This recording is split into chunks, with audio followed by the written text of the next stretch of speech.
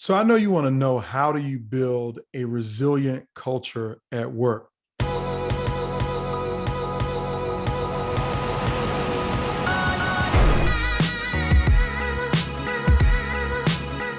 See, right now, organizations and the people inside of them are beat down. They are burnt out, they're overworked, underpaid, and just straight up exhausted. And because of it, so many people are walking away from their jobs. As a matter of fact, I read a statistic that literally 8 million people quit their job in 2 months in the summer of 2021. Not only that, 500,000 nurses are leaving the bedside in the year 2022. That's a projection that if you look at turnover rate inside of organizations for nurses, is between 18 and 24%. Look at the food and beverage industry. How many people have walked away from restaurant jobs? And every place that you try to go and eat has a long wait, short on staff, and the service is not where it used to be because people are not resilient anymore. They're literally fed up, burnt out, they can't take it anymore, and they're quitting and walking away. And as a leader, this poses a particular challenge to you, particularly as you're trying to build a team to survive these tough waters, but lead your organization to higher heights and to deeper depths. So you really want to build a resilient culture. I know you do. You need to. We need you to. The world needs to be more resilient in these tough times. But the question is, how?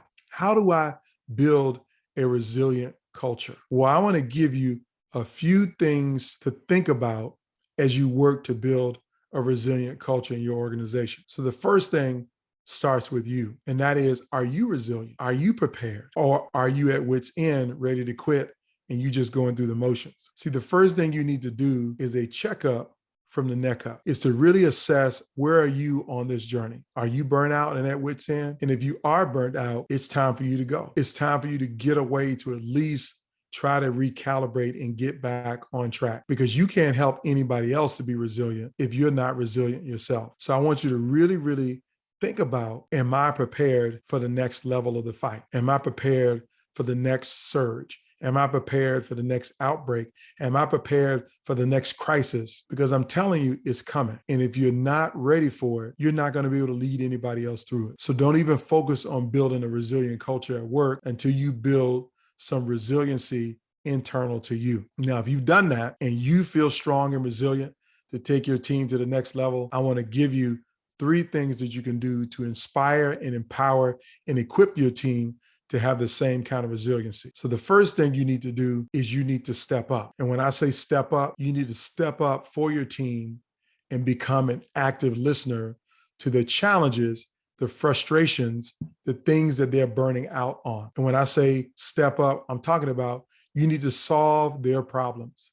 The greatest role of a leader is to solve problems for the teams that they lead. It's your job not to necessarily to manage, or your job to just walk around all haughty with your head back and your chest poked out and your shoulders are broad. No, your job is to solve problems for your team. That requires you to actively listen to them about what they need and what supports they want and the challenges that they're having. And then it's your job is to remove those challenges. That's what stepping up looks like. And the second thing you need to do if you want to build a resilient culture in your team is you got to show up. So when I say show up, you need to be visible around your team. If your team is going through tough times and dealing with lots of stress, you need to be right there with them, in the trenches with them. You don't need to be in your ivory tower, your corner office on the other side of the building or over in the administration building while your team is over grinding it out in another facility.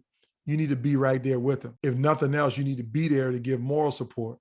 But if you have clinical training and the skills, then you need to get in where you fit in. You need to help them out, but you got to show up. Your team needs to see you visibly as a part of the effort to recover. They need to see you visibly as a part of the effort to address the challenges. You got to be there if you want to be resilient, if you want to build a resilient culture. And the third thing is after you step up and you show up, you need to show out. So when I say show out, this is a term that we used to use in Virginia or even in South Carolina when people would come to a party and they would act a fool. They would show out.